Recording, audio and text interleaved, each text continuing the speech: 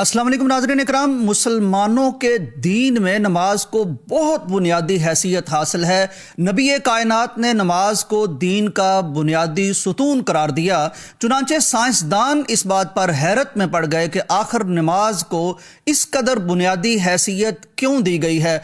इसी सोच के पेश नज़र 2015 में एक रिसर्च की गई मलेशिया में। वहाँ के साइंसदान जो गैर मुस्लिम थे, उन्होंने नमाज के मुतल्लिक एक रिसर्च कंडक्ट की, और वो इस तरह से किया कि जब लोग नमाज पढ़ते हैं तो उन्होंने एक आला होता है EEG, उसके साथ मुंसलिक किया गया, उसके साथ मॉनिटर लगाए गए और इंसानी जिस्म पर जो नमाज के असरात हैं उनको नोट किया गया। और ख़ास तौर पर नमाज के जो असरात इंसानी दिमाग पर होते हैं, इसको उन्होंने अपनी स्टडी का मौजू बनाया। तो वो देखकर हैरान रह गए कि जब कोई नमाजी, वो मुसलमान शख्स सजदे में जाता है तो इंसानी दिमाग के कुछ हिस्से हैं जिनके उन्होंने हमें नाम बताए हैं। इंसानी दिमाग का फ्रंटल हिस्सा है, सेंट्रल हिस्सा है, टेम्परल है, पैराइटल है, ऑक्सीपिटल है। तो इन हिस्सों पर उन्होंने देखा कि एक ख़ास किस्म की वेव्स, जिन्हें साइंसदानों ने अल्फ़ा वेव्स का नाम दिया है,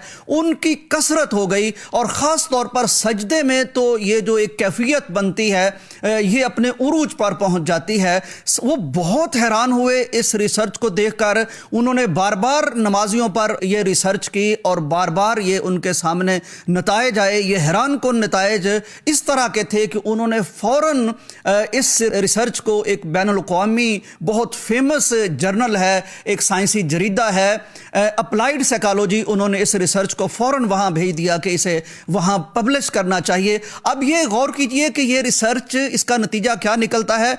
वो बताते हैं कि जब खुसूसन इंसान सजदे में जाता है तो इंसानी दिमाग के ये जो हिस्से हैं, ख़ास तौर पर पैराइटल और ऑक्सीपिटल जो हिस्सा है, इस पर अल्फ़ा वेव्स जो हैं इनकी कसरत हो जाती है। और ये जो वेव्स हैं ये साइंस की ज़ुबान में जानी जाती हैं कि इंसानी दिमाग को सुकून, खुशी और इत्मीनान की कैफियत देने में ये लासानी वेव्स हैं। तो चुनांचे जब इंसान सजदे में जाता है तो ये वेव्स उसको मिलती हैं।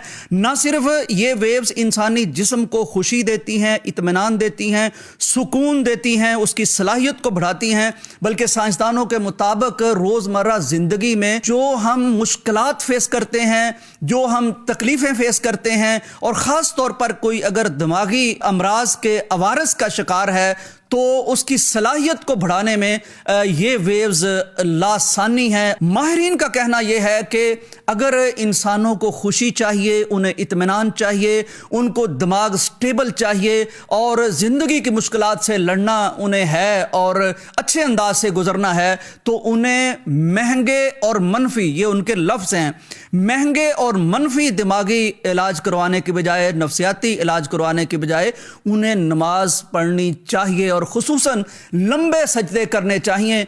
नाज़रीन इकराम, मैं ये रिसर्च आपके सामने रखता हूँ। ख़ास तौर पर आज के दौर में हर शख्स टेंशन का शिकार है। हर शख्स बेशुमार टेंशन से जो हमें अमराज लाहक होते हैं, ब्लड प्रेशर है, शुगर है, और फिर नफ्सियाती और जहनी अमराज हैं बेशुमार। और हमारी ना औलादों को सुकून है, ना यंग नस्ल को सुकून इत्मीनान नसीब होता है, ना किसी और एज के लोगों को होता है।